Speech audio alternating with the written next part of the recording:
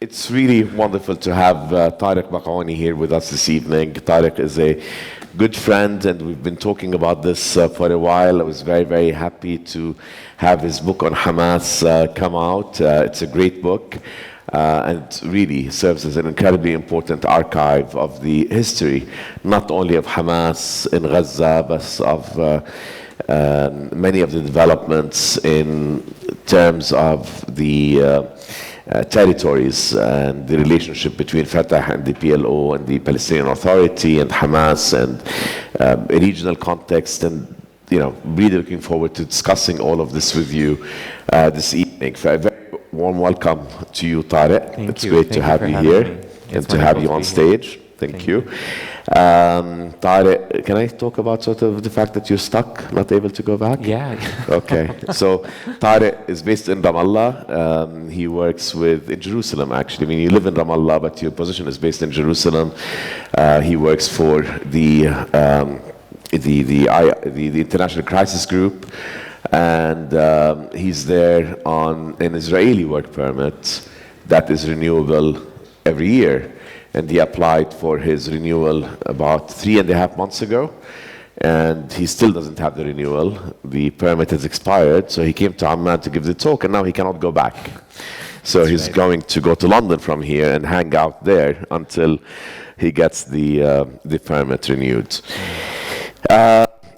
Anyway, sorry? It's not so bad. It's not so bad to hang out in London, but يعني.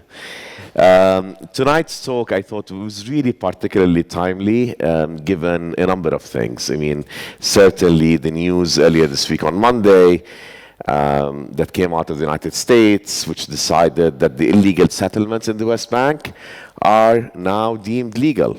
Who knew? For the longest time, we thought they were illegal. The world thought that they were illegal. The International Court of Justice deemed that they were illegal. The United Nations thought that they were illegal. But Donald Trump and his esteemed authority on international law, Mike Pompeo, now have decided that they are indeed legal as far as the United States is concerned.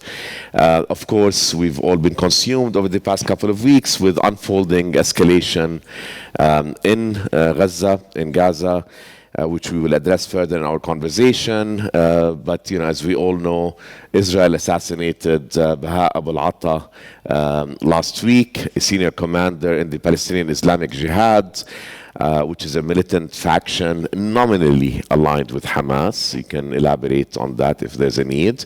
And there was a subsequent escalation, which has triggered another iteration of the tragic cycle of violence, including the bombing last Thursday of a family home in Deir al-Balah, which killed 8 family members, including 5 children.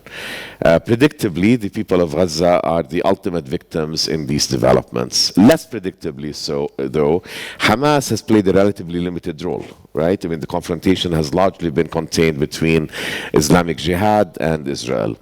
And this might speak to shifting dynamics vis-a-vis Hamas's role in the Palestinian nationalist movement and armed struggle, and its changing relations with Israel and other regional players, something that hopefully we can talk about tonight, Tareq.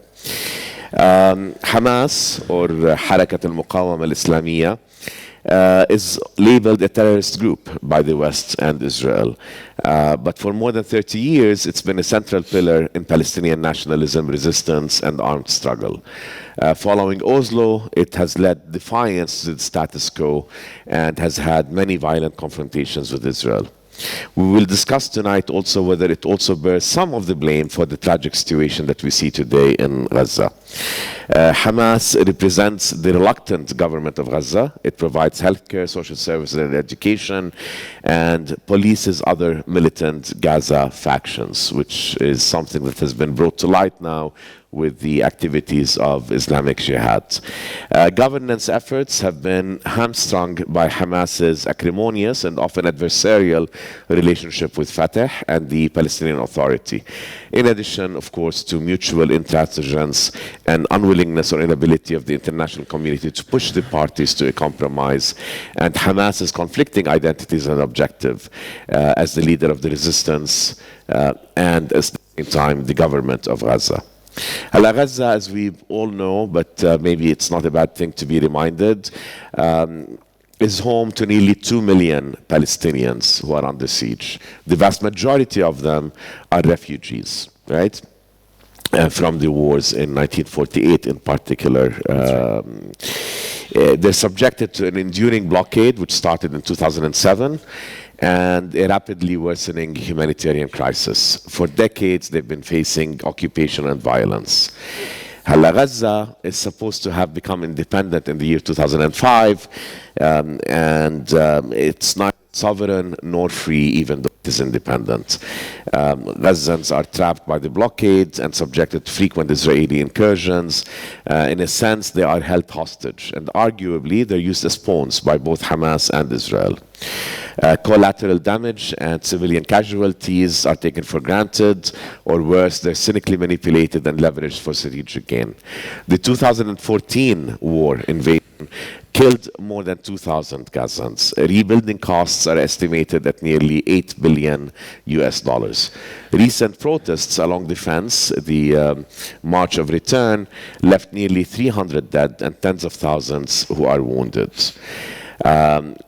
The United Nations a few years ago, I think 2015, estimated that Gaza will become unfit for human habitation by 2020. By 2020. That's in less than a couple of months from now, if the trends that exist there are not reversed. Just a couple of examples of how bad things are. Unemployment rates are around 50%. Electricity is available for only a few hours per day. Sewage is constantly released directly into the Mediterranean. There's severe shortage of medicine and medical equipment. Well, tonight we have a chance to discuss all of this and then some with Tareq Baconi. Again, Tareq is the author of Hamas Contained, The Rise and Pacification of the Palestinian Resistance. He's an analyst for Israel-Palestine and economics of conflict at the International Crisis Group based in Jerusalem. His writing has appeared in Arabic in Al-Ghad and Al-Quds Al-Arabi, in English in the New York Review Daily, the Washington Post, Foreign Affairs, Foreign Policy, and a number of other publications. Tareq holds a PhD in International Relations from King's College London, and he also holds an MPhil in International Relations from the University of Cambridge, and a Master's in Engineering, in Chemical Engineering specifically, from Imperial College London. He's previously worked as a policy fellow with the European Council on Foreign Relations and as a consultant in the energy sector. He spoke earlier this year on campus in New York at the Center for Palestine Studies with Rashid Khalidi. I think you were on the panel. And you've also been a visiting fellow at Columbia's Middle East Institute. That's right. So, Tareq, again, welcome. Thank you. We can start with a broad question. If you can tell us a little bit about the work that you're doing now. The International Crisis Group may not be familiar to everybody in the audience. So what is it? What does it do? What do you do there? And how... you've also been an energy analyst. You've written this book about Hamas and Gaza. So talk to us a little bit about your trajectory. You know, you're quite young. You've accomplished a lot. You know, how do all of these things fit, or maybe don't, with one another? How did you get here? Well, I'm still not quite sure if any of this fits into any kind of cohesive picture. But so I started, I guess, in what feels like another lifetime. As any good Arab boy, I was convinced that I should study engineering. It was either engineering or medicine or law. So I decided to go with engineering because that was the thing that would leave most of my options open. So I began my professional life as a chemical engineer and entered into that profession in London. So I began working as an energy consultant in London, and most of my clients tended to be in the Middle East. So I was spending a disproportionate amount of time in the region. And somewhere along the way, there was a niggling question. There was a sense that I needed to learn more. I felt that the consulting world was intellectually vacuous in some ways, and I needed to learn more. And so I began working on a part-time PhD that looked specifically at international relations with a focus on the Middle East, and I focused specifically on Israel-Palestine. And I think part of that was a personal journey. So wanting to understand more about my own family history, but wanting to do that through the academy, wanting to do that through more rigorous research and more learning and scholarship. And so I started working on a PhD in 2006, which was the year that Hamas came to power. It was the year that Hamas got elected into the Legislative Council. And for me, it was it was a moment that was filled with inconsistencies. You know, here was a movement that was Islamist, that was committed to the use of armed struggle as a means of liberation. It was a movement that, while it was Islamist, was also engaging in the democratic process.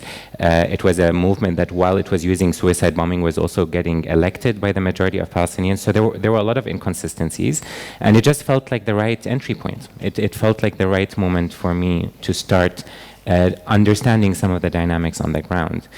And the rest is history, as I say. I mean, I followed the movement. I interviewed most of its leadership abroad. At the time, I was unable to go into Palestine because I had a Jordanian passport. And through my process of naturalization in the UK, I was then able to enter Palestine, and it wasn't lost on me that I needed my previous colonial overlord to allow me to come into my current colonial settlement. But I was able to come into Palestine in that way, and I spent some time in the Gaza Strip. I did a lot of archival research on Hamas, and my book is a 30-year history of the movement that focuses almost exclusively on Arabic sources. So the movement's own internal documentation, the movement's publications, and interviews with the movement. And that was a conscious effort to try to bring the history of Hamas back to its own center of gravity, rather than rely on the Western interpretation of the movement. So the book came out about a year ago. And shortly after the book came out, the International Crisis Group approached me to take the position of their Israel-Palestine fellow based in Jerusalem. And for those of you who are not familiar with the International Crisis Group, it's an NGO headquartered in Brussels, and its mission is conflict resolution. Its mission is to try to limit civilian deaths. It was an organization that in some ways came out of a kind of cynicism with the mainstream diplomatic and policy-making world. And their goal is to place analysts in different conflict areas all over the world. These analysts are field-based. They talk to all the actors involved in any conflict. No one is off limits. So, for example, in Israel-Palestine, I would talk to Hamas, and I would talk to the Israeli right wing. And it's the full spectrum of agents that I tend to interview. And that kind of analysis then makes its way to the top level sort of diplomatic community. And the goal is when things begin to escalate, when we're about to tip into conflict, which is what happened last week in Gaza, right, the organization then mobilizes its advocacy unit based on very particular information about what's happening at any given moment.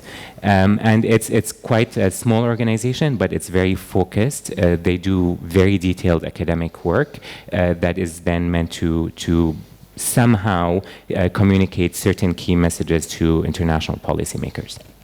Actually, on this stage, we've had Peter Harlig when he was with the International Crisis Group operating out of Damascus before he left and started Synapses. So it's great to have you. And then in a couple of months, we're going to have Isandar Al-Amrani, who was with International Crisis Group and is now running the Open Society Foundations here in Amman.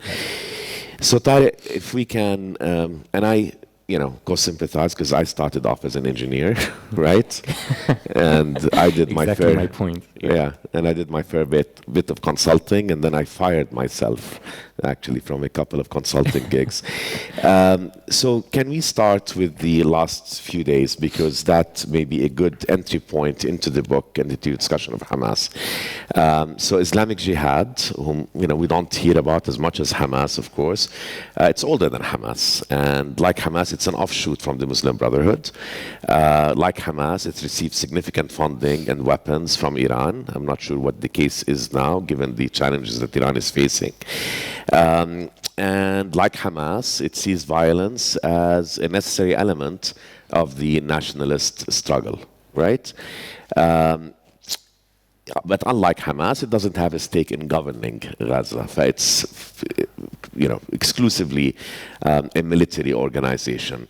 And as we know, in response to the assassination of one of their leaders, they fired hundreds of rockets into Israel. Israel has retaliated, or Israel has shot, retaliated to those specific attacks. And Hamas initially decided not to respond. And for the first time in a decade, Israel clarified that it was not targeting Hamas, it was only targeting Islamic Jihad. Yet Israel holds Hamas as sort of the de facto government responsible, the guarantor, if you will, of policing resistance. Through this prism, explain to us those dynamics between Islamic Jihad and Hamas, both of them with one another, but also with Israel. A leader in Islamic Jihad is assassinated, Islamic Jihad retaliates, then Israel ups the ante, Hamas is sort of out of it. Explain to us those dynamics. I mean, how does it work? What does this say about Hamas's evolution, if you will, and the moment that it is in? Yeah, I mean, there's a lot to unpack there. So maybe it's best to start with some history and then talk about the present moment. So Hamas and Islamic Jihad are both, as you said, offshoots of the Muslim Brotherhood. The Muslim Brotherhood, ever since its creation in Palestine, when it began instituting chapters in Palestine, which was back in the 1940s. I mean, around the same time. In the 1940s. So it was created in 1928 in Egypt, and its first chapter in Palestine opened up in the early 1940s. Around the same time as it started here in 1945 was when it started here. 44 was the first chapter in Jerusalem, yes. And so it was an organization that was committed to this idea of Islamization, that it doesn't actually matter that there's an occupation of the territories after 67. The focus was on building a virtuous society. And the idea was that liberation from occupation comes after the creation of a society that's pious, that's rooted in Islamic ideals, that's quite conservative in its social norms. So the idea was very much Islamization then liberation, which was something that created a lot of tension between the Muslim Brotherhood and the nationalist sort of secular factions, like the PLO, or represented by the PLO eventually, but like all the other factions under the PLO. In the 1980s, when the occupation, just in the lead up to the first Intifada, that prism of Islamization towards liberation got challenged by a small group that splintered off in 1984 that was called Islamic Jihad. Islamic Jihad flipped this model on its head. They believed that actually you need to liberate first and then Islamize. So the first thing that needs to happen is to lift the occupation, to resist the occupation, and only once independence is achieved, then you can focus internally on domestic issues in terms of focusing on internal Islam, on the internal Islamic agenda. So Islamic Jihad from the beginning, sorry to interrupt, had a far more local and, if you will, parochial, perhaps, view than Hamas. Absolutely. And, even Hamas has a far more local view than the Muslim Brotherhood. We'll Absolutely. come back to this. We can talk about this. I think Hamas has very much broken from this regional idea of the Muslim Brotherhood and is very much a nationalist movement. And we can talk about that. But yes, Islamic... So it's not about Muslim society. It's about the occupation. It's about Palestine. And Islamic Jihad was created with very much that focus on resistance. Now, they began doing armed operations against the Israelis throughout the 1980s, which created a lot of pressure on the Muslim Brotherhood that their agenda of Islamization was missing the big picture. It was missing the fact that there was an occupation present. And so in 1987, the Muslim Brotherhood decided to create Hamas. And it was one of those scenarios where actually the offshoot ends up subsuming the mother. So the Hamas emerged as a movement that eventually took over the entire infrastructure of the Muslim Brotherhood. So the Muslim Brotherhood essentially became Hamas in 1987. And their program was one that was focused on liberation as well. So, and didn't Israel also, I mean, sort of facilitate it a little bit? I mean, Yassin was given a permit. So as a footnote, it's an interesting thing because Palestinians always say, especially people who talk on Hamas, always say, Israel created Hamas. Israel was the entity that sort of allowed Hamas to prosper. The reality is a bit more complex. The fact that what I just said about the Muslim Brotherhood being focused on Islamization before liberation meant that Israelis viewed it as a social movement. They didn't view it as a military movement, and they didn't view it as a political movement. So what that meant was that when Sheikh Ahmed Yassin or other leaders would apply for licenses to create welfare centers or charities or whatever it was, they would get them. When the PLO or Fatah or other specific movements, DFLP, PFLP, would apply for these licenses, they wouldn't get them. And so there was very much this facilitation of the emergence of the Muslim Brotherhood, but that wasn't within the understanding that necessarily the sort of the conscious understanding that this is creating an Islamist movement. Right. But Israel benefited and very much encouraged the kind of tension. Yes. So whenever there would be clashes, especially in the Gaza Strip between the PLO and the secular movements and Hamas, Israel would facilitate those. So any kind of occupying forces would suddenly not be present in the vicinity, and that kind of it was classic divide and rule, and you saw that in Hamas's early years. But so the point being that Hamas and Islamic Jihad have very similar ideologies, but by the time Hamas was created, it took over the infrastructure of the Muslim Brotherhood, and so became the much bigger, much more institutionalized, much better funded and better resourced Islamist organization. And Islamic Jihad decided to maintain its own cadre of individuals, its own military, its own structure. And that dynamic continues to this day. So what we have today is an organization, which is Islamic Jihad, which continues to focus very specifically on liberation. It focuses very specifically on the use of armed struggle to achieve liberation. Hamas, on the other hand, evolved away from being only a military movement and first considered running in the elections in the 1990s, decided not to, and then in 2005 decided to run in the elections. And so what we have is Hamas as a military movement entering into government and taking on the responsibility of governance.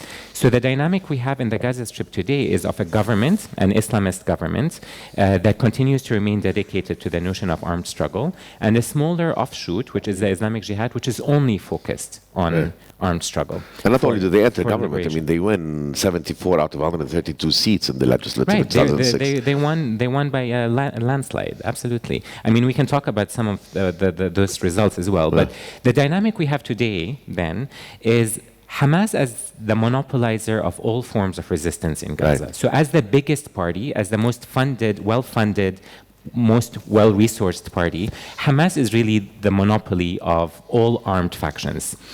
Since the Great March of Return protests began last March, all these factions created what came to be known as the Joint Operations Room. The Joint Operations Room is essentially a committee that has representatives from the different Palestinian factions that are in the Gaza Strip. And together, they all coordinate their strategy towards Israel. They coordinate the type of activities that they're using at the fence area in the protests. They could coordinate when to fire rockets, when not to fire rockets. They coordinate if they respond to Israeli military assaults or not. Now, Hamas carries a disproportionate amount of power in that room because of what Hamas is, but everything happens more or less by consensus, and Islamic Jihad is under Hamas's wing. Now, what we've seen over the course of the past week is that Hamas and Islamic Jihad sort of broke rank in that joint committee room, and Islamic Jihad decided to respond to Israel's assassination of its leader, even though Hamas wasn't actively involved in the escalation. Right. And that comes at, we can talk about the implications of that, but the way I read it is, Israel has benefited very much from maintaining Hamas as a government in Gaza. So for all the rhetoric we hear that that Hamas wants to destroy Israel, that Israel is trying to destroy Hamas, the reality is both Hamas and Israel need each other. And Israel is very interested in maintaining Hamas in power. At the same time, Israel needs to carry out military assaults on the Gaza Strip for various reasons, including the fact that there are rockets coming from the Gaza Strip onto Israel. And so Islamic Jihad then becomes the perfect spoiler. So it becomes the perfect entity that justifies these kinds of attacks. And before Baha Abu al-Atta was assassinated last week, his name started propping up in Israeli media about 12 months ago. Everyone knew he was going to get assassinated. He was already being slated for assassination. So this kind of narrative building, this divide and rule, now we're seeing it not between secular and Islamic parties, between we're Islamists seeing it and between Islamists. Hamas and Islamic Jihad in Gaza.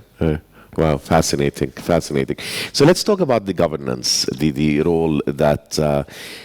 Why did Hamas, refuse to enter government or to make an attempt in the 1990s, but decided in 2005 to run the legislative elections of 2006? And they won. And part of the explanation for them winning is, of course, the disappointment of people in Fatah being and the Palestinian Authority, leadership, corrupt. And like a lot of organizations, including the Muslim Brotherhood, including Hezbollah in Lebanon, they benefit tremendously from providing charity. I mean, that's how it started, right? And social welfare and all kinds of things. So it enters, it wins, it becomes responsible. What's your assessment of how it has balanced sort of its goal of being an armed struggle organization and its role as government? I mean, you see the transformation going on in Lebanon with Hezbollah over the past few years, right? Hezbollah was an armed struggle organization for 3 decades. It provided a lot of the social services in southern Lebanon, and now over the past few years it's gotten into government, right? And now you see it entrenched in government, and the disenchantment with Hezbollah grows as a result, because now, whom do you blame for garbage not being collected? Hezbollah is as complicit as the rest of the government. So talk to us really about this balance, and what sort of legitimacy does Hamas, the governor, have today in Gaza, given the really horrible situation in Gaza and some of the indicators that we talked about earlier? Yeah, I mean, I wouldn't even go as far as Hezbollah. I would look at the PLO and the PA. Yeah. I mean, this idea of national liberation movements, the experience of Hamas, I should say specifically, is not particular to Hamas. It's an experience that we saw in the Palestinian front with the PLO before Hamas. Right. So the PLO emerges as this movement that's carrying out what it called a global revolutionary movement against the Israeli occupation. And fast forward 30 years, we see the PLO conceding on 78% of historic Palestine and entering into an authority, a Palestinian authority, as sort of a form of self-governance. So we have this national liberation movement become subsumed into structures of governance and structures of occupation. That same trajectory is one that we can see in Hamas. So Hamas, as an Islamist movement that's dedicated to armed struggle, that's dedicated to full liberation, entering into the democratic process and becoming a government. And if we step back, what we see are 2 different national strategies, one committed to diplomacy, which is now the PA, and one committed to armed struggle, which is Hamas, both of them having given up their national trajectories and become confined in structures of governance under occupation. Right. So both of them have failed to sort of achieve their goal of liberation and have ended up becoming governing authorities. So in that sense, Hamas's experience is very similar to the PLO's.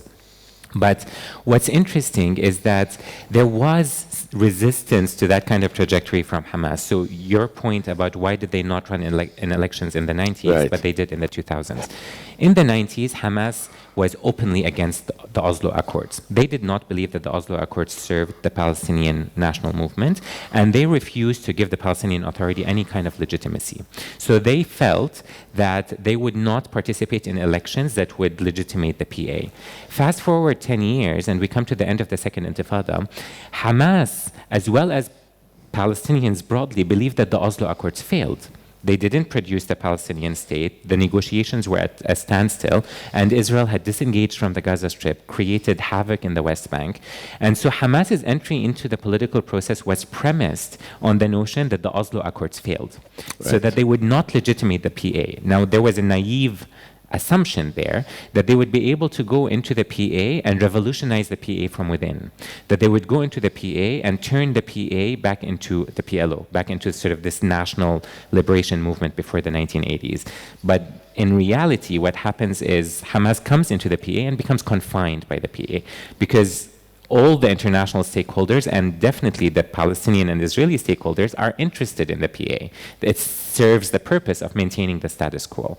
And so Hamas becomes a liberation movement that's enshrined in systems of governance, right? And it starts referring to the PA as a Zionist outpost, and that's part of the tension that they've had. Absolutely, absolutely. And so now we look at what's happening in the Gaza Strip, and we see a government that's ideologically still committed to resistance, ideologically still committed to the notion of armed struggle. There's still a leadership, a Hamas leadership abroad that talks about resistance, that talks about all of that. But in reality, the government has a public expenditure. They have to deal with schools, they have to deal with healthcare, they have to deal with roads, and they have to think, unlike how they did in the 90s, if there is an escalation, who's going to be blamed for it? Right? So now they have to become a governing authority, and they have to weigh up their national liberation agenda against their governance agenda. And it's interesting, if you talk to Palestinians in Gaza, there's a lot of opposition to Hamas as a governing authority. And a lot of the anger that Palestinians have in Gaza is obviously towards the occupation, but because the occupation is so distant, it actually manifests itself against Hamas. And so Hamas, as the governing authority, bears the brunt of that kind of anger from justifiably, in your opinion? I mean, yes and no. I think that Hamas is authoritarian in many ways, just like the PA is authoritarian. I mean, there's this tendency to think of Hamas as this Islamist party that's... Well, we haven't had elections since 2006. Right, but not just in terms of the absence of elections, but also in terms of the crackdown on freedom of expression, crackdown on political organization, any kind of authoritarian tendencies that sadly we see elsewhere in the Arab world is very much present in the Palestinian territories. Even without a state, the authoritarianism exists. So it happens in the West Bank, and it happens in the Gaza Strip. So there is, of course, justifiable resentment. But at the same time, Hamas is a government that's under blockade. They have no access in terms of import and export. They have no freedom of movement. The idea that they would be able to govern responsibly, or that they would be able to build infrastructure, rebuild demolished homes, do all of that under blockade is nonsensical. They have limited resources. So even in things like healthcare and education, they have to rely on UNRWA. You know, UNRWA, as you said, 2/3 of the Palestinians in Gaza are refugees. Without UNRWA, the Gaza Strip would collapse in terms of education, healthcare. And it still might very soon. And it's, I mean, so this could, to go to your point about Gaza being uninhabitable by 2020, Gaza is uninhabitable. I mean, you know, we need to be aware of that, while also saying that Gaza isn't only catastrophe. You know, there's life there, and there's beautiful life, and there's cafes and restaurants, and there's life. But no one here would live in the Gaza Strip and accept that as the quality of life. It's a process of dehumanization that's happened over 12 years that makes Palestinians in Gaza accept that this is now their reality. It's not normal. What's happening in Gaza is not normal. And we see that in numbers. I mean, the number of people, Palestinians in Gaza who are leaving, now, you know, to get out of the Gaza Strip, you can never get out from Israel. If you're a Palestinian in Gaza, you have to go out through Rafah, through Egypt. It goes up to $10,000 to get access, to get out of Gaza. And if you need medical treatment, I mean, this is something that Amira Haas, who lived in Gaza for a while, I mean, always writes about for her Arabs, right? The travails of people who need medical attention in Israel and can't get it. Yes. Yeah, I mean, so the blockade on the Gaza Strip means that there are very strict conditions for who can enter and exit the Gaza Strip. And whoever has medical conditions that needs treatment in the West Bank or elsewhere in Jordan, they have to Or apply. in Israel. I mean, some of them ask for, right, that Hadassah or... Absolutely. No? Some of them get healthcare treatment in Israel. Those permits are really, really difficult to get. And the majority of those permits are denied. So the idea that there's only the most extreme form of humanitarian and medical assistance needs to be demonstrated for access out of the Gaza Strip to be given. Right. Yeah. Right. And hasn't it become sort of, the joke that rather than tell somebody go to hell, you say go to Gaza? Yes. Right?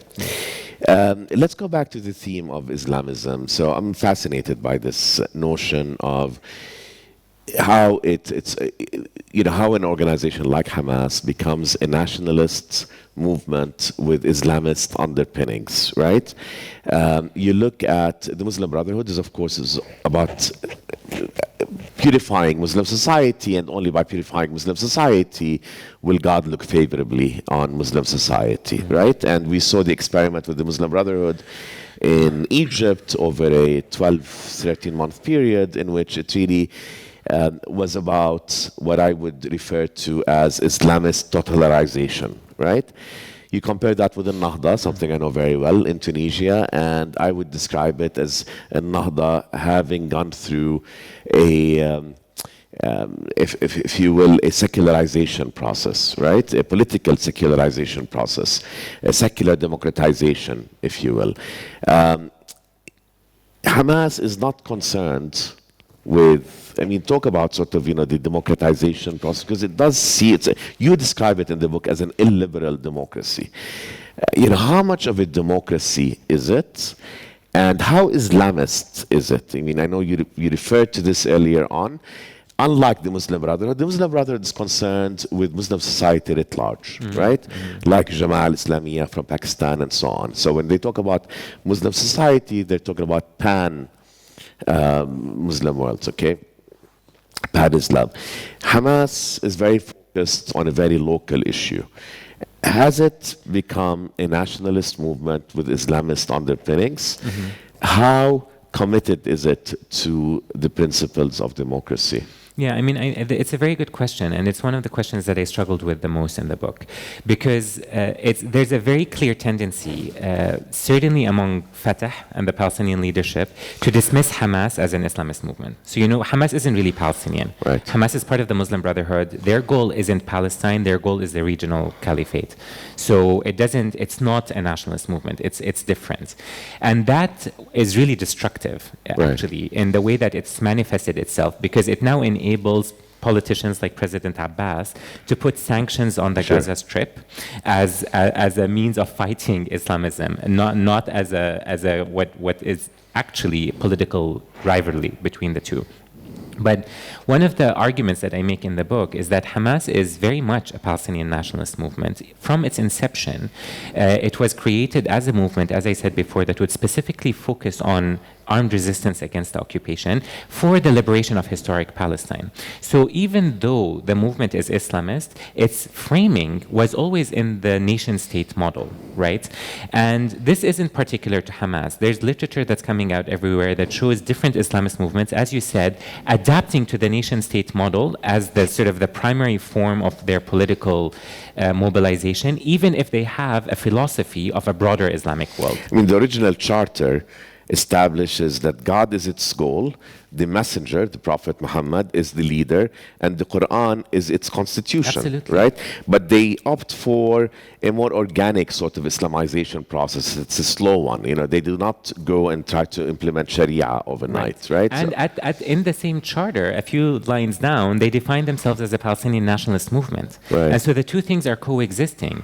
And it's what scholar Olivier Roy, which you would know very well, calls a form of Islamo-nationalism. So it is a nationalist movement, but unlike the PLO that would get its ideology from this global revolutionary anti-colonial liberation movements, they're getting their ideology from the Islamist dictionary, right? So they're essentially the same political movement. They're movements that are calling for liberation, for armed struggle, for the right of return, for Jerusalem as the capital. They're calling for all the core drivers of Palestinian nationalism, but they're just doing that in an Islamist ideology. And so in that sense, I view the movement as an Islamo-nationalist movement. It's a nationalist movement. So Islam to give it legitimacy, Islam to give it credibility. So it does two things. That kind of ideology does two things. First of all, it builds up its power base. Right. I mean, its roots is the Muslim Brotherhood. Its power base, its constituents are people who go to its charities, go to its schools, pay zakat, go to mosques where the preaching happens. So it becomes a political mobilizer.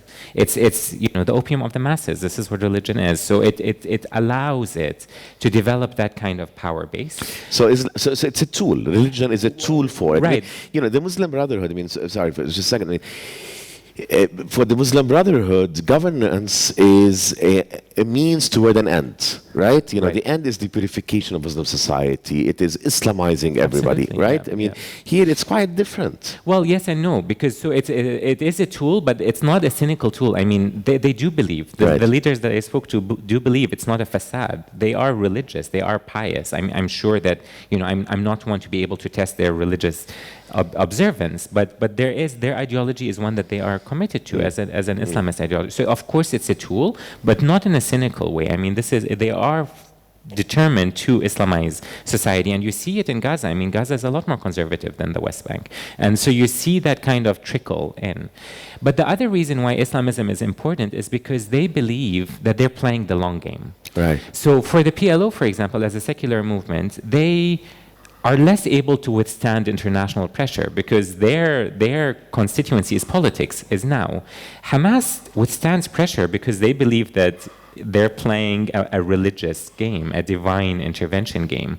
So they're able to withstand a lot more. They're able to, Hamas still hasn't conceded on any of its core ideology. Including, so define for, go ahead. So including recognition of Israel. Thank you. They've recognized 67, but they don't recognize Israel. Right. So, it's diplomacy. I mean, they obviously recognize Israel implicitly, but ideologically, they still have not come out and said, we recognize the state of Israel. But has there been a change of tone over the past couple of years? Yeah. Absolutely. I mean, there's been a change of tone. I trace that in my book since sort of midway through the Second Intifada. Hamas realizes, I think, through its discourse and its leaders that Israel is here to stay, and that armed struggle has to liberate the Palestinian territories, not historic Palestine. And it begins making shifts in terms of its statements that it recognizes 67, but refuses to recognize the state of Israel. Okay.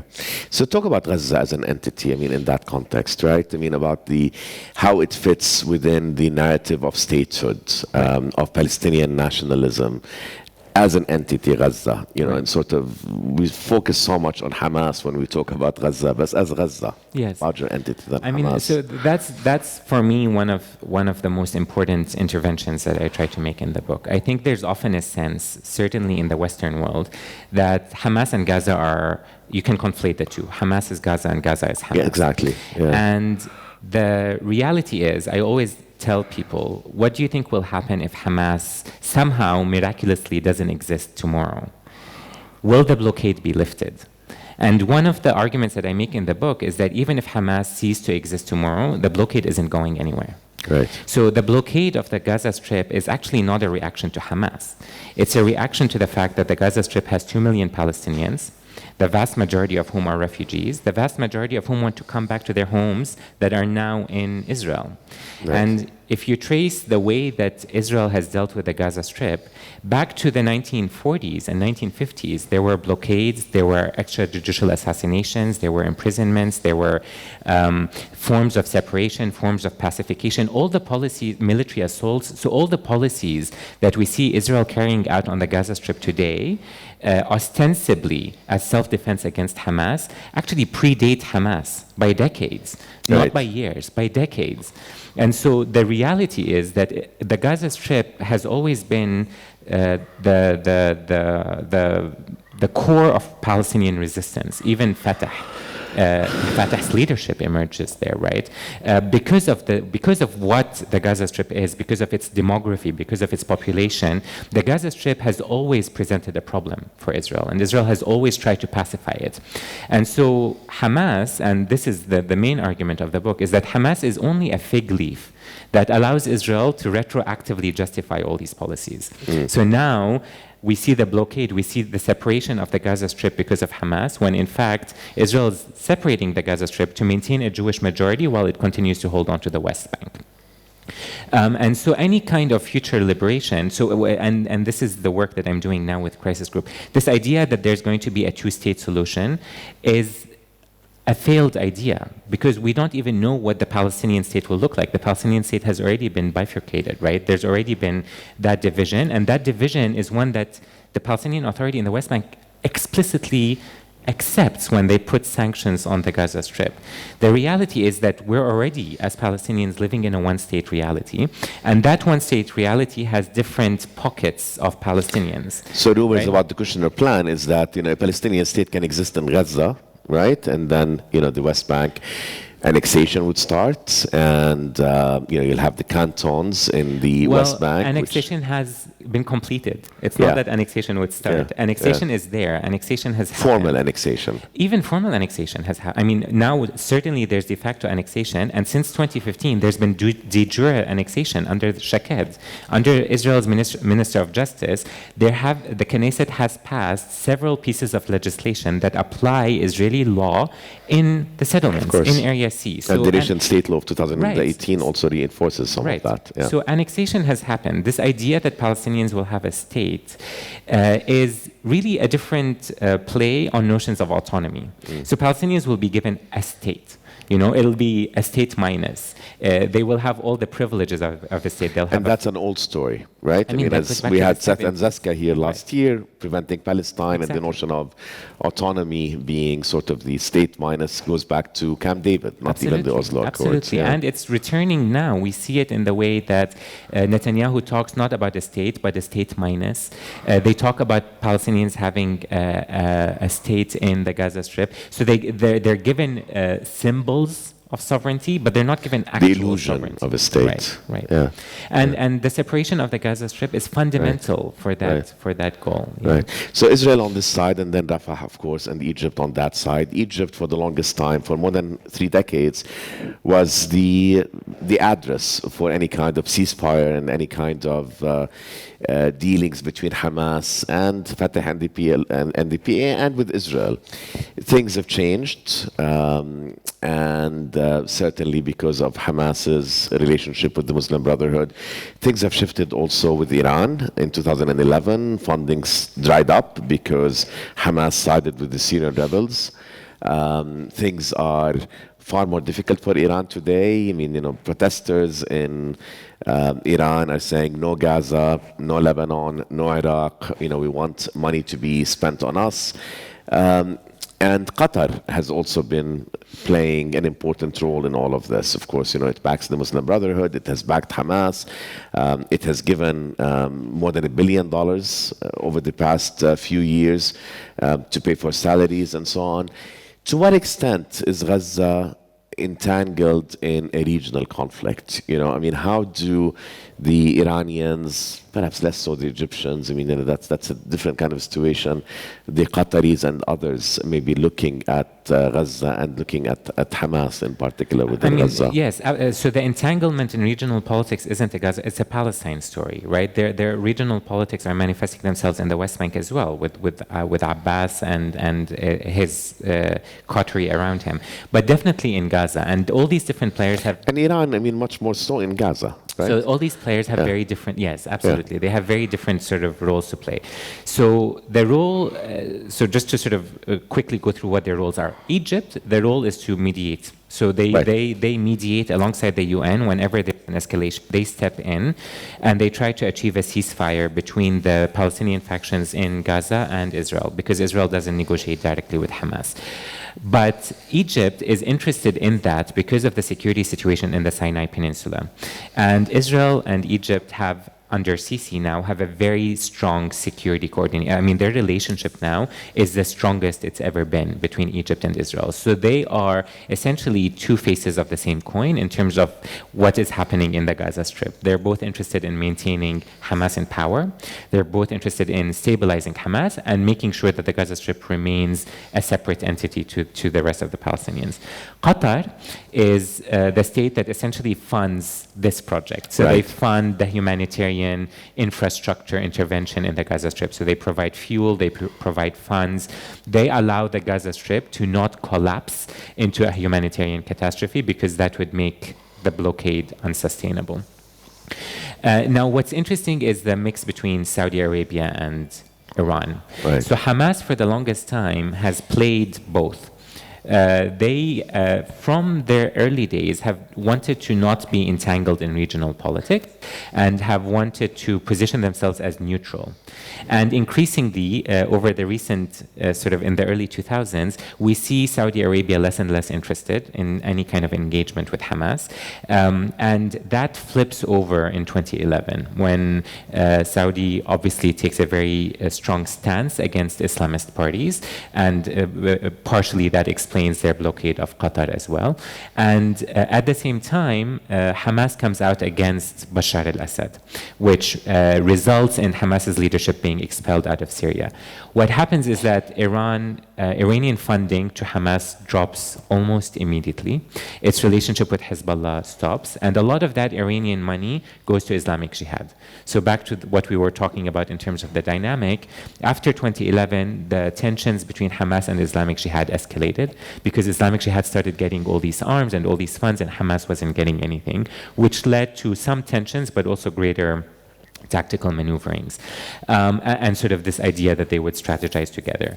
And so the reality today is that Hamas is very much positioning itself as Iranian funded but Palestinian focused. So unlike Islamic Jihad, that's getting Iranian money and often more susceptible to Iranian pressure to carry out operations against Israel, Hamas gets Iranian funding but is more able to maintain that distance and position itself not necessarily as an active proxy to Iran. But it's very much funded in terms of its military from Iran, in terms of its governance from Qatar, and in terms of its mediation from Egypt, and of course Turkey. I mean, Turkey hosts a lot of Hamas's leadership. They play a very big role in funding in the Gaza Strip, and they position themselves often as the Islamist big brother, right? Because they're this vision of democracy, Islamist democracy. Right. So there's so much to talk about. I do want to turn it to the audience, but maybe just one last thing that you can comment on, and that's the strategy of. Well, it's not. If we can talk about sort of the relationship Palestinian, okay, not Palestinian-Israeli, and what Hamas has done. I mean, you say in the book, the violence Hamas unleashed on other Palestinians severely compromised the Palestinian struggle. Right? In effect, Hamas made the choice that forcefully safeguarding its democratic right to govern was a lesser violation than conceding to Fatah's authoritarianism. Palestinians continue to suffer the implications of that decision to this day. So I'd like you to deal with this, but to deal with this perhaps from a larger context. Where have been some of the big, I don't want to even say failures, but perhaps injustices, carried on by Hamas. How this has an impact, perhaps, on Palestinian community, the idea of a nation state in the future, and perhaps in dealing with this, you can also comment, because you do have a very nuanced and clever way of addressing the question of Hamas being labeled as a terrorist organization. So very simple last question. Very simple last question, with violence as the theme, and right. How do you deal with all of those dimensions of it? Right. So the failures of Hamas are also the failures of Fatah, in the sense that both organizations believe that they're now engaged in a zero-sum game. Fatah believes that it is protecting the Palestinian national struggle by remaining committed to the notion of the two-state solution and diplomacy. And Hamas believes that they're protecting the Palestinian struggle by refusing diplomacy and refusing the two-state solution and accepting or remaining dedicated to armed struggle. The reality is that both national strategies have failed, and both of them have become governing authorities. The PLO doesn't exist as an institution that is representative and that is focused on the goal of liberation. So what we have now is factional politics, right? So we have competition between Fatah and Hamas for very little stakes. We're not talking about very little stakes, right? And the sort of, by focusing specifically on Hamas, I mean, it's an accusation that I give for Fatah, but because I'm working on Hamas, I view it through the prism of violence. And I think that Hamas has been unable to really understand how ineffective armed struggle is when you're dealing with a foe like Israel. Not just in terms of obviously the vast discrepancy in military. I mean, that happens in other asymmetric warfare. You could have anti-colonial movements that get gains.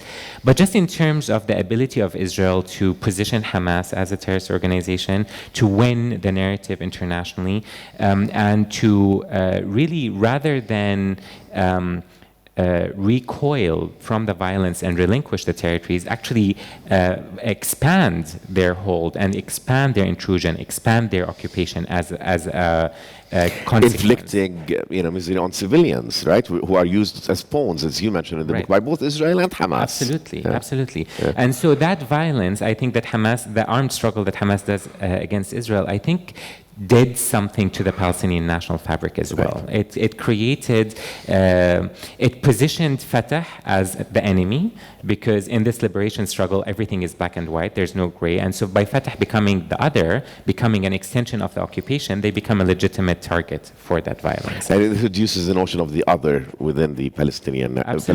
Absolutely. And so, again, classic divide and rule. I mean, Israel has been so successful at dividing the Palestinians and creating them as two. Fatah now hates Hamas, and Hamas. Well, wait a second. I mean, earlier you were saying, that it's not right to sort of, blame Israel for the creation of Hamas and so on. Not in the creation. Not in the creation, but today it is. I mean, isn't Hamas? I mean, the PA and Hamas are also largely to blame. So they have the primary responsibility in the sense that any kind of reconciliation now, if they put the national project above their factional interests, they would be able to reconcile. So they have primary responsibility. But Israel plays a hugely destructive role in that kind of division, right? Any kind of reconciliation agreement that has happened over the course of the past 10 years has been undermined by Israel. So even when Palestinians do get to the point of reconciliation, there has been an effort to undermine it. But just on the point on terrorism and violence, I mean, the issue that, Hamas itself, in its publications, talks about creating terror in Israel. So they talk about the fact that they're targeting civilians. They talk about that. They openly admit it. But what they refuse is to be recognized as a terrorist organization. And that discrepancy is because the label of terrorism has been used mostly by the US, but certainly by Israel, to justify interventions, to justify hugely destructive wars under the label of terrorism. And the question is, and that's the question I raise in the book, is if we're looking at civilian deaths as a form of terrorism and we label Hamas a terrorist organization, Israel is the biggest source of civilian deaths in Israel-Palestine today. Why is that not state terrorism? If we're actually talking about terrorism, why is Israel's army seen as a form of self-defense and Hamas's army seen as a terrorist organization? The idea that terrorism is limited to sub-state actors has justified Israel's occupation. It's justified American imperialism. It's justified what's happening in Iraq, what's happening in Yemen, what's happening elsewhere in the region. So it's this notion that the way that the label of terrorism is manipulated, and that organizations like Hamas are sort of against. Brilliant. I mean, I can't thank you. Thank you.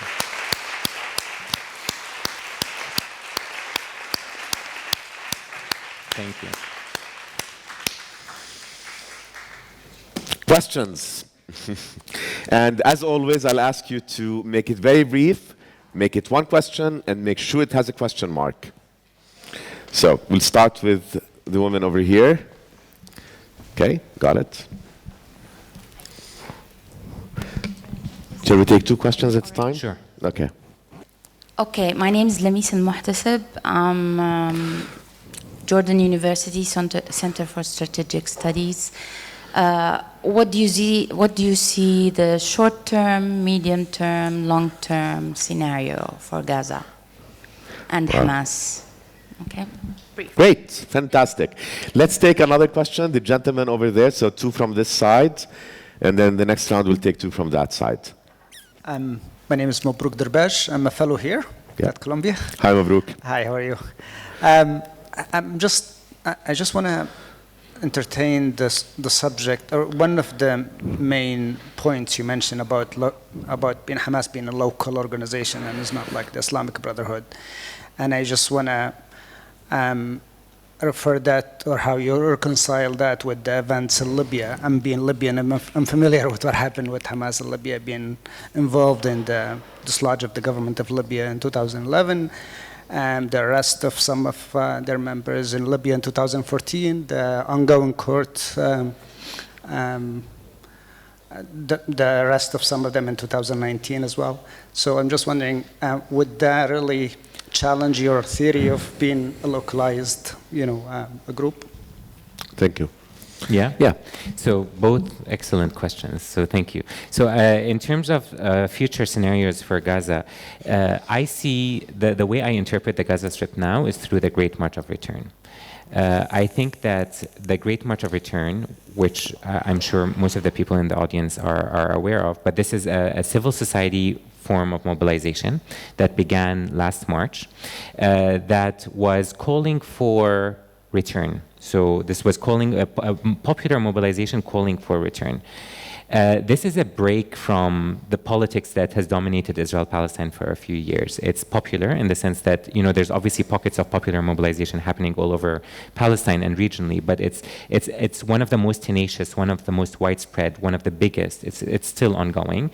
And it's talking about return. So it's taking the Palestinian narrative away from 67 and statehood and back to 1948 and return, which is mapping this shift that's happening in the Palestinian struggle away from the two-state solution, away from that kind of negotiations and land swaps and settlements, and back towards the idea of equality, full liberation, collective and individual rights, equality within the single state, right?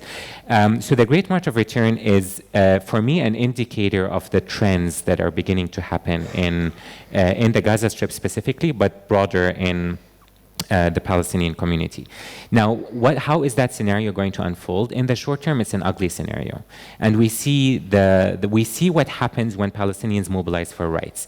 Israel uses disproportionate lethal force on Palestinian civilians, so they're dealing with an occupier that has no qualms using open live fire on civilian protesters. But we're also dealing with factions that are authoritarian. So Hamas has in many ways co-opted the Great March of Return, as has the Palestinian Authority co-opted other forms of popular mobilization. So in the short term, I think it's an uphill battle. I think it's a battle where Palestinian mobilization is going to create more bloodshed and going to create more force against Palestinians. In the long term, this is a necessary redirection. And we're living at a time now globally where there are struggles between populism and progressive forces, and Palestine is very much on the progressive front, not just regionally but also internationally. Regionally with the Arab revolutions, and internationally with other forms of struggle for rights. Are progressive forces going to win over populist forces? Who knows? I mean, this is a global question. It's not a question of Palestine. But in Palestine, I see that battle unfolding. I think that what we're going to see now is a shift among Palestinians within the occupied territories within Israel, calling for full equality, calling for rights, calling for the dismantlement of an apartheid regime. And so we're going to see, I think, forces that are very similar to the forces that happened in South Africa starting to happen in Israel-Palestine, being led by Palestinians on the ground. So sorry, go ahead. I was just going to say, I don't want to overplay and overestimate what that is, but that's the way I see some of the some of the things that are beginning to happen on the ground. That's how I'm reading just Palestinians in historic Palestine, but also Palestinians in the diaspora beginning to shift. Especially amongst the youth, right? Absolutely, Especially amongst the youth. And, on this stage, the last time I was here was with Raja Shahadi and Penny Johnson, and Raja with his book about, the walk in Ramallah on the 50th anniversary of the occupation, and how coming across a Palestinian flagpole meant so much. It was such a big deal then. And today, it may be secondary, right? I mean, to the question of rights, of economic rights, of political rights, of social rights, that is becoming far more important. Absolutely. Right. And one of the most interesting things is you talk to Palestinians, young Palestinians in the West Bank, and they say, why would we want a state that's going to be as authoritarian as other states in the region? Well, why do we want that state, actually? We want a state where there's social justice, where there's no patriarchy, where there's, full equality, where there's civic freedom. Why are we seeking the state that the PA And what's interesting? It started also at the time of, Abbas's and the PA's obsession with UN recognition of Palestine as a state, right? I mean, you started hearing, hand over the keys. We don't want you to be the state. We don't want the state. Absolutely. Sorry. Absolutely. And so in terms of the second question, it's actually it's a very difficult question because it's not only in Libya, it's also in Egypt, it's also elsewhere. When Morsi came to power, Hamas, it's like Hamas got high. They believed that this is where finally their dream of Islamist parties coming to power is going to vindicate everything that they've been talking about. There were more portraits of Morsi in Gaza than anywhere else that I've seen, and there was this real belief that finally Islamism is resurging. Now, just to sort of a point, I didn't say Hamas was local. It is local in the sense, but I said it was nationalist in the sense that it was focused on the creation of a Palestinian state. And so in the way that they are present in Libya and the way that they are present in Egypt, I think that doesn't diminish from the fact that there's still a nationalist movement that's committed to Palestinian statehood. I think there are expressions of solidarity with Islamist movements elsewhere. And I think that derives from their philosophy as a Muslim Brotherhood. But in terms of their political platform and in terms of their political agenda, it's still focused on building a Palestine, an Islamic Palestine, but still focused on Palestine. Okay, so let's use the model of those two questions, being very specific and to the point. So those two hands of the two gentlemen there are the first two hands I saw, and then in the next round, I'm going to go to you, you, and you. You're in the next round after that. Okay. Am I okay? Yeah. Sahir Shuqaidef, a public health system person. Just to get into the questions before Safwan cuts me. Well, don't make me cut you. Some facts on the ground. There is something called calorimeter. I mean, food that gets into Gaza is weighed by the gram, or even by the calorie, less than the gram. There is a fuel meter, there is a dollar meter, and so that kind of thing. We can to accept it with time, and they have to live with it. I was on the ground 2013. The original Gazan, not the refugee people, were happier with the governance municipality of Hamas than the PA before, for many different reasons. Probably you know it better than me. Now, to the issue of that is an Islamist Hamas, okay, born from Islamic Brotherhood, which is a religious move, okay. Now we're seeing the Judaization of the politics of the State of Israel. How does that compare? That's branch one of the question. Now, when they took over militarily, let's say, in 2006, if they declared a state there, a Palestinian state, which would be more credible than the Algiers 88, because they have the population, they have the ground, they have the governance, they have their own borders. Was this discussed anywhere? The last part. Last. It is because it's you do very well so far. No. This is a very crucial one because of the relationship with the Islamic Brotherhood. Of the creation 1928, 30, 40, whatever it is, whatever conspiracies around it, is it British made or whatever is made, okay? Is this the short version of debunking Islamic Brotherhood? in a shorter period of time? Okay, great. Thank you. I didn't So understand the that. gentleman, yeah, go ahead. Yeah. Please. Okay. Thank you very much for the presentation. I'm Ezra, by the way. I'm a PhD student. You mentioned at the start that in the research for your book that you tried to steer away from sort of Western sources on Hamas and use a lot of interviews and internal documents. But over the course of the presentation or discussion, and I imagine because of the questions that were asked and the topics that were covered, a lot of the analysis seemed to be similar to sort of the way that Hamas has been discussed by fairly big sort of academics of Hamas, Mashal and Salah, Sarah Roy, these sorts of people, and using sort of referencing very sort of traditional ways of viewing the organization through social movement theory or moderation or hypothesis and these sorts of things. And I was wondering, from using the sources that you did, whether there's any sort of weaknesses in the analysis of that sort of mainstream Western academic analysis on Hamas that you maybe could highlight. That's a great question. Yeah. Academic. Yeah. So in terms of the first, I mean, I'll go through them relatively briefly. In terms of the Judaization of Israel, I mean, Israel has always been the Jewish homeland, right, or seen as the homeland for the Jews. So by default, Israel is also an ethnocracy, and like any kind of Islamist movement. And I think the one of the frustrations that Palestinians have is that, and not just Palestinians, but certainly people in the region have, is that Islamist movements are seen as inherently autocratic, inherently violent, inherently unaccepted to the West, but Jewish political parties are seen as a necessary. I mean, it's seen as a necessity for most Western policymakers to maintain Israel as a Jewish state. And so there's a duplicity there. Why is a kind of religious policy making okay when it's happening in Israel, which defines its constitution? It doesn't have a constitution. Its basic law as a country where only Jews can exercise self-determination, and that kind of ability to understand the need for religious policy or religious politics is not applied in the same openness or in the same understanding with Islamist movements. So there's a duplicity there for all the reasons that we know historically. Palestinian state in Gaza, I mean, this would have been a non-starter for Hamas. It's the same reason why they wouldn't recognize or accept the partition. I mean, that's why they don't recognize Israel, because they refuse to accept the partition of the land of historic Palestine.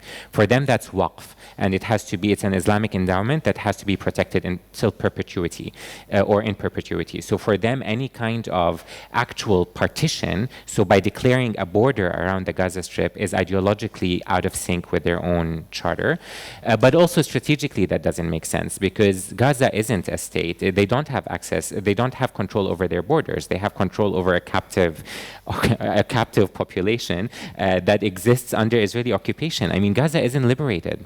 Gaza is still under occupation. I don't think we should think of Gaza as a strip of land that's been liberated. They have no control in Gaza.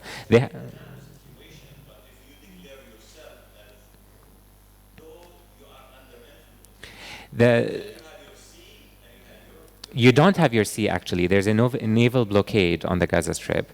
And the blockade happened on the Gaza Strip, as I said before, years before Hamas came to power. It was only tightened after Hamas took over power. So this idea that the Gaza Strip is liberated is...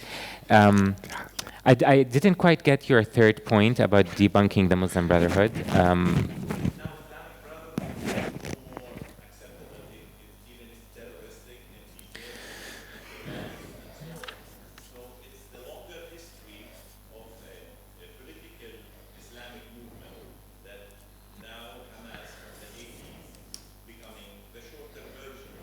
Yeah, I mean, in some ways, but I think the Islamic movements in the region are facing their own challenges, as Safwan knows, in different countries in different ways. I think that there's, there was a resurgence of Islamism in the 1980s, and I think now we're in a wave where, because of the revolutions that are happening, because of the way that the deep state has reacted to Islamic movements, because of their failure to Because of their failure, exactly. Because of their failure to really engage with the democratic process, I think we're witnessing the decline of Islamism in the region and the rise of a lot of economic factors for mobilization, a lot of calls for secular democracy, a lot of calls for a different form of political engagement. So I think that Islam, not just for Hamas, but generally is declining.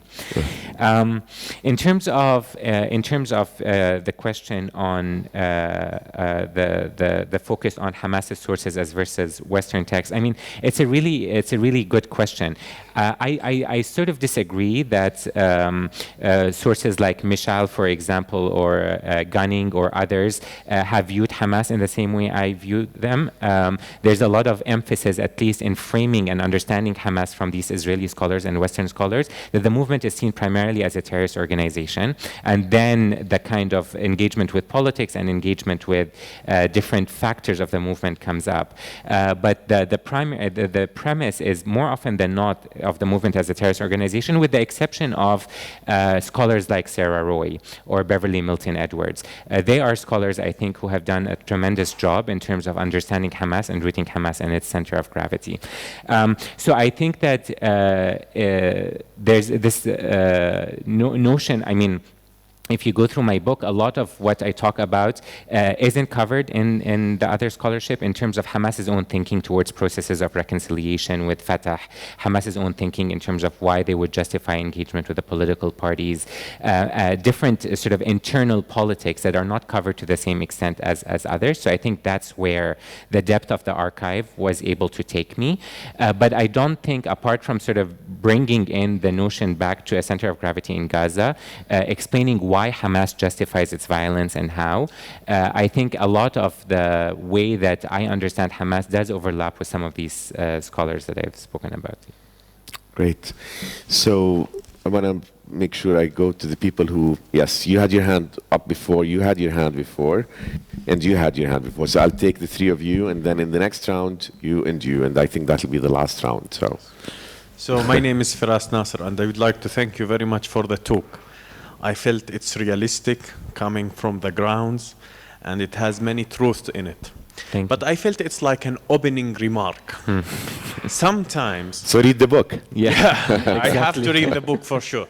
But sometimes we really build on truths, on facts, to try to reach a certain solution. So in 1948, Israel took part of Palestine. In 1967, they took all of Palestine. In 1994, we have the peace treaty.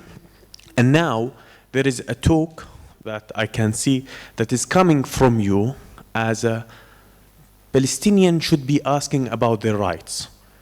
And maybe there is no two-state solutions. So yes, you are really building on the facts. Yes, you are really building on truth, but it's like an introduction to a new approach, a new solution. My message is what I really want to take to people from around the world about the Palestinian-Israeli conflict. Shall I talk about rights? Shall I talk about two-state solutions?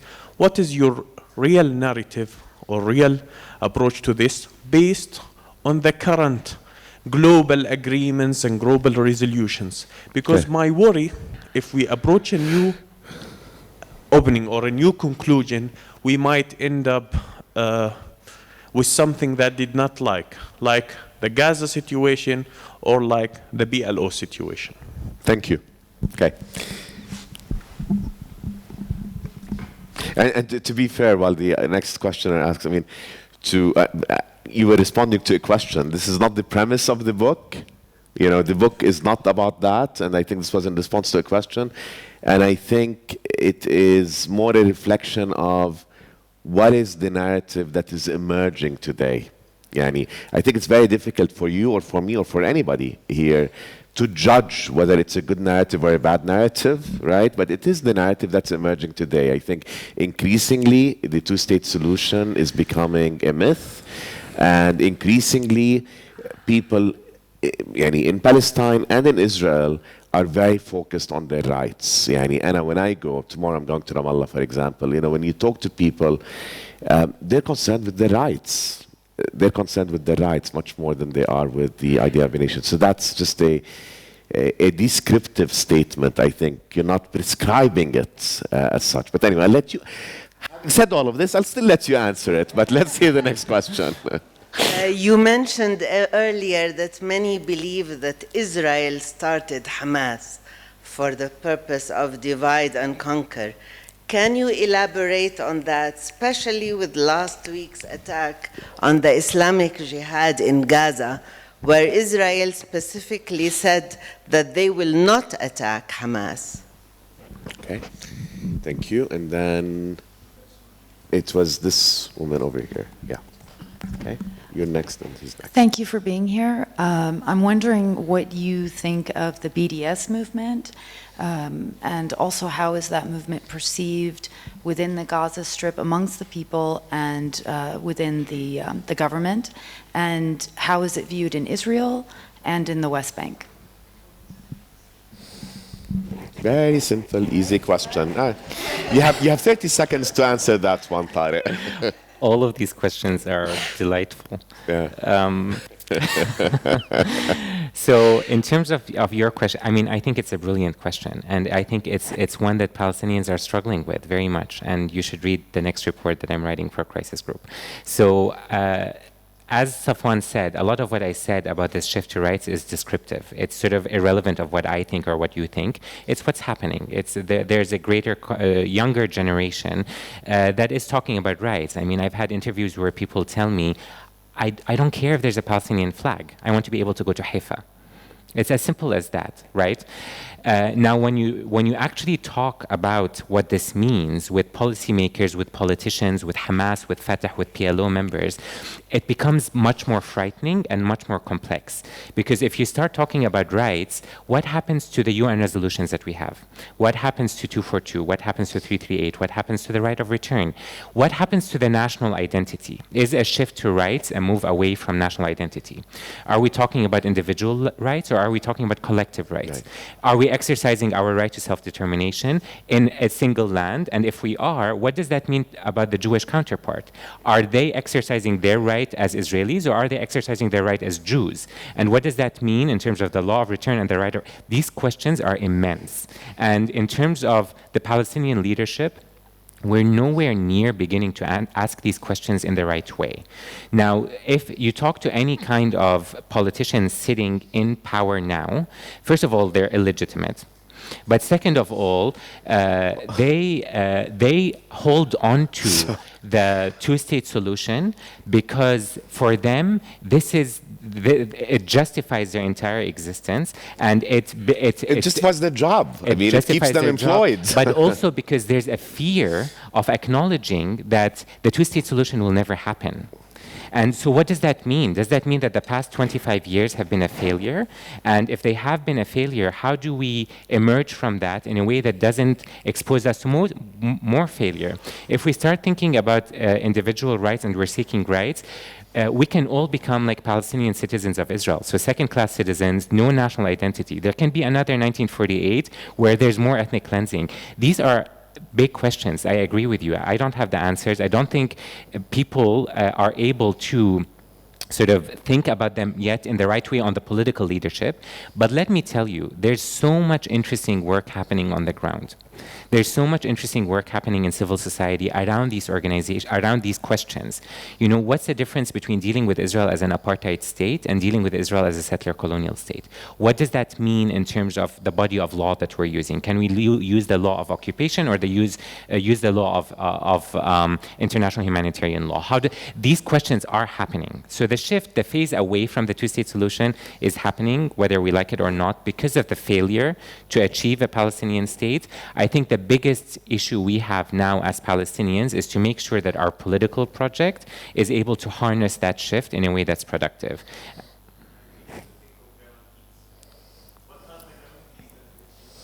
There are none in life. Yeah, but can I just very quickly add? I mean, you're so incredibly articulate. I mean, it's just amazing. Really, I mean, the way that your mind works and the way that you argue so cogently, I'm in awe. I mean, really, Good. It's fantastic. Good. It's wonderful to be on stage with you, Tareq. We've never done this before, No. and it's just. I feel privileged. The rights narrative has also been what has mobilized people around the world, including many American and European Jews around the Palestinian struggle.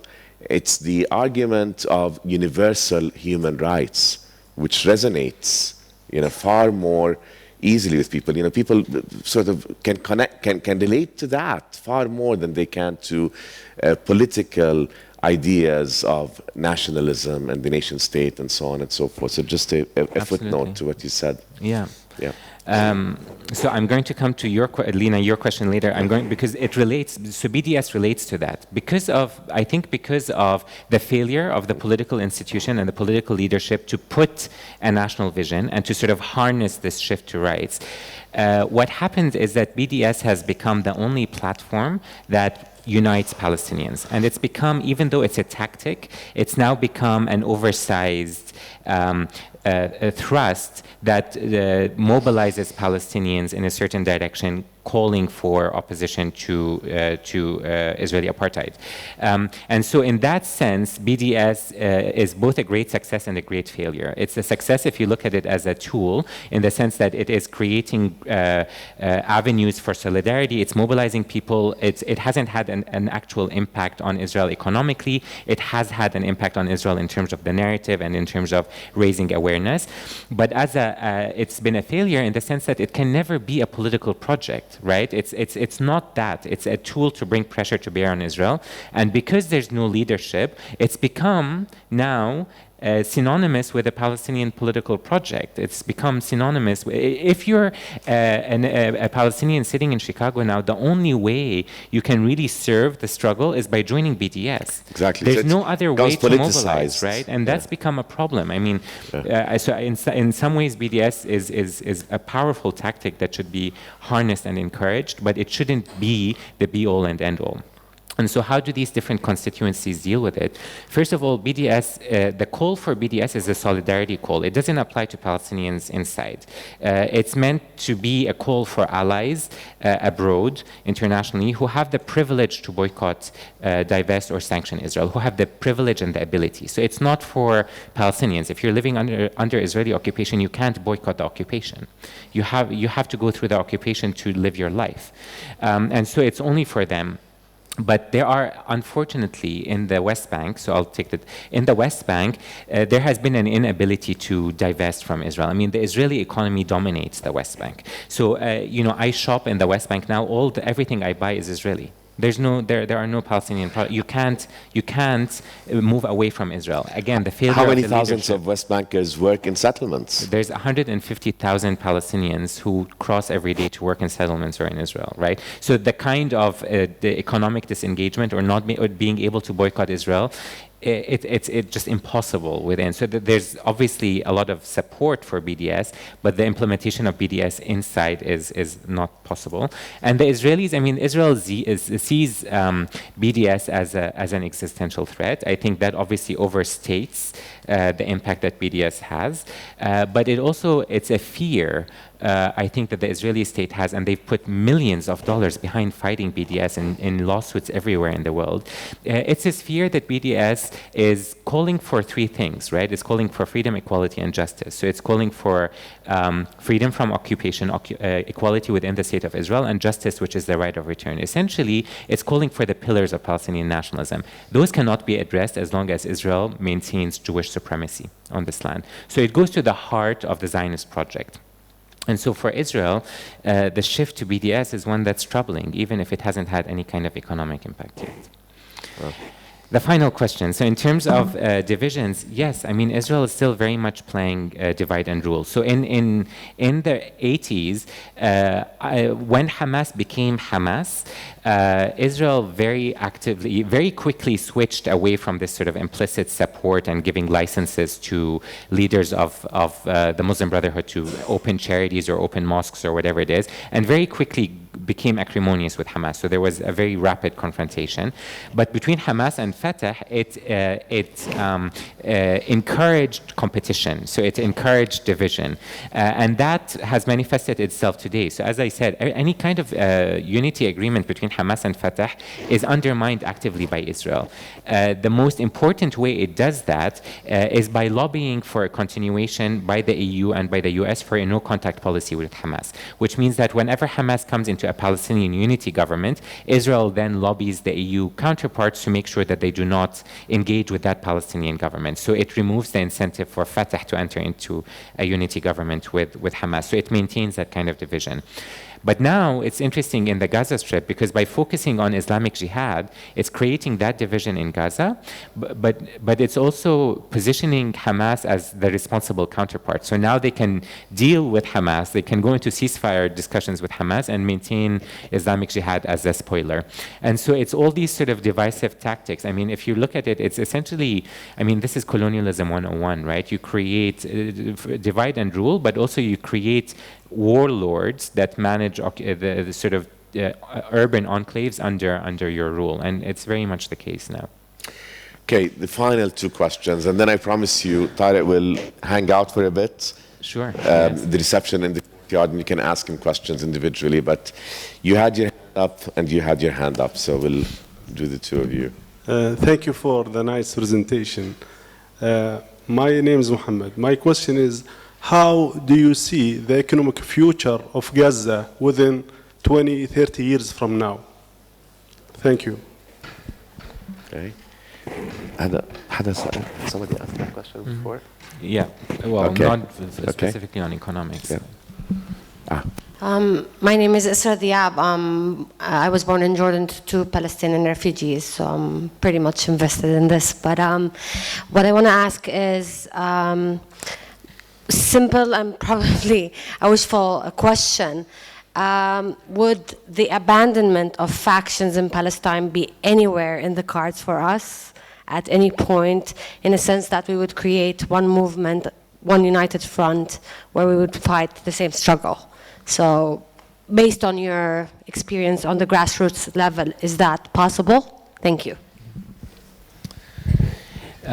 So in terms of the economic future of Gaza, I mean, there's no economic future as long as Gaza is under blockade, because Gaza doesn't have a self-sufficient economy. As I said, it is sustained by Qatari intervention and by Qatari money, by World Bank projects, by development projects. So Gaza has no economy. I mean, it has a small economy, but it's not a self-sustaining economy, and it can't be as long as Gaza doesn't have ability to control imports and exports.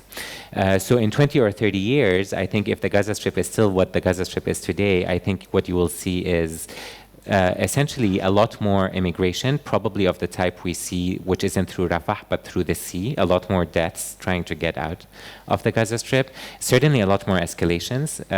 I mean, I don't like saying that this is not sustainable, because we've been saying the occupation isn't sustainable, and so it is sustainable. I think it's sustainable in very ugly ways, but as an economy in 20 to 30 years, the only way there can be an economy is if the blockade is lifted.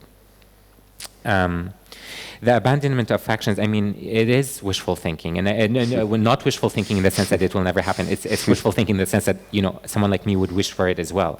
But so here's the problem. The factions have actually lost a lot of their domestic support. So if you talk to young Palestinians, university and student politics in Palestine is a very good indicator of where people are at. Most of the students actually do not support the factions ideologically anymore, but all of the students almost vote Hamas or Fatah. And the reason for that is because this is how you secure employment. This is how you secure jobs. This is how you secure welfare for your family. So these factions have a very stronghold on people. But that for me is a sign of hope, because there's no more ideological affiliation with the factions. It's clear that the factions have failed, and it's clear that the factions are illegitimate. But what will turn this popular mobilization away is probably the same factors that we see in Lebanon, that we see in Tunis, that we see elsewhere, which is economic malaise, right? Those young people, even with Fatah or Hamas affiliations, are still not going to get the jobs they want. They're still going to live under occupation. They're still going to have family members imprisoned or killed. So at some point, that will break. When or how is unclear, but I very much see the same trends that are happening elsewhere in the region happening there. That, you know, you've often hear that the next intifada will be an intifada against the authority. Absolutely. Yeah. As it must be. Yeah. As it must be. Yeah. As it must be. But part of the problem, Kaman, is that the PA has managed to stifle civil society. You know, remember the first intifada? Civil society took care of things, everything, you know, from garbage collection to organizing all, it became sort of de facto local government was civil society. Today, and I'm on the board of a couple of civil society organizations, we're constantly strangled by the Palestinian Authority. We'll visit a couple of them tomorrow. Tareq, I know I'm a little bit biased because you're a friend, but Salah, I say this as objectively as I think I can. You're amazing. You're brilliant. I mean, not only does your mind work brilliantly, you're very Thank you. Thank you. That's very kind. Thank you for having me. Habibi. Thank you for having me.